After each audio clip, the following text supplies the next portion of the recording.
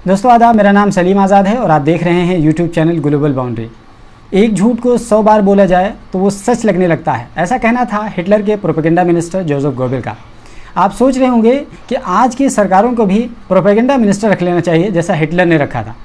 हम कहेंगे कि आज के सरकारों को प्रोपेगेंडा मिनिस्टर रखने की ज़रूरत इसलिए नहीं है क्योंकि हम और आप जैसे करोड़ों लोग खुद सरकार की इस मंशा को फुलफ़िल करते हैं फेक न्यूज़ फैला करके।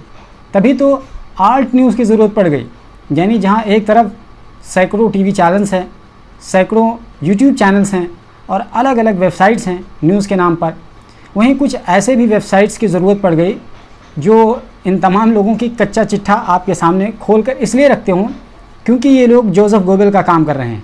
ये लोग से मेरी मुराद वो तमाम न्यूज़ चैनल्स जो दिन रात फेक न्यूज़ फैलाते रहते हैं, हेट स्पीच देते रहते हैं और उल्टी सीधी हरकतें कर रहे होते हैं, यानी जो उनका काम है वो ना करके कुछ और कर रहे होते हैं।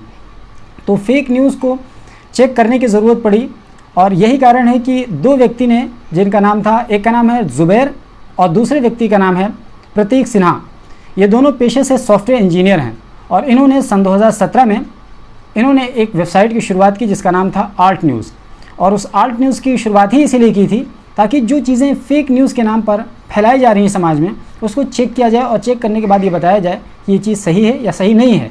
तो आल्ट न्यूज़ के इन दोनों लोगों ने क्रांतिकारी काम किया है पिछले कई सालों से, यानी लगभग 4-5 साल तो हो ही गए हैं।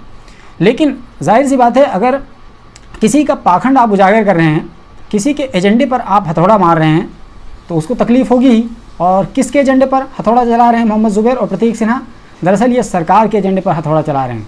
तो सरकार को जाहिर सी बात है इनसे चिढ़ होगी और सरकार इनसे अपना खुन्नस तो निकालेगी ही, और कुछ हुआ ही ऐसे ही।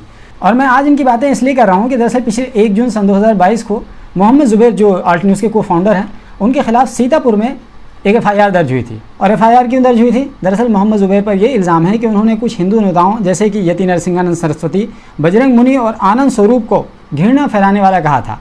बस इतनी सी बात पर उनके खिलाफ FIR दर्ज हो गई। और किस तरह की धाराओं में FIR दर्ज हुई? दरअसल इस मामले में मोहम्मद ज़ुबैर के खिलाफ IPC की धारा 295A और IT अधिनियम की धारा 67 के तहत सीतापुर जिले के खैराबाद पुलिस स्टेशन में FIR दर्ज हुई है। और इसी FIR को रद्द कराने के लिए मोहम्मद ज़ुबैर इलाहाबाद हाई कोर्ट पहुंचे थे।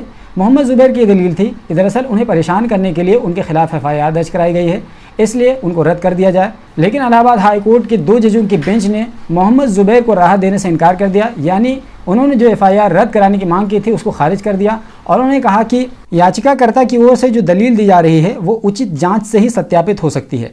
पीठ ने यह भी कहा कि इस मामले में जिन कानून के बिंदुओं का जिक्र किया गया है उसे भी केवल ट्रायल कोर्ट की ओर से ही उचित तरीके से देखा जा सकता है। इस मामले में चार्जशीट दायर होने के बाद इस पर कोई बात कही जा सकती है। कोर्ट के इस आदेश के बाद अब मोहम्मद ज़ुबैर पर शिकंजा कस सकता है। ऐसे में मुझे शाद लखनवी का एक शेर याद आता है, न तड़पने की इजाज़त है न फरियाद की है, घुट के मर जाऊं ये मर्जी मेरे सयाद की है।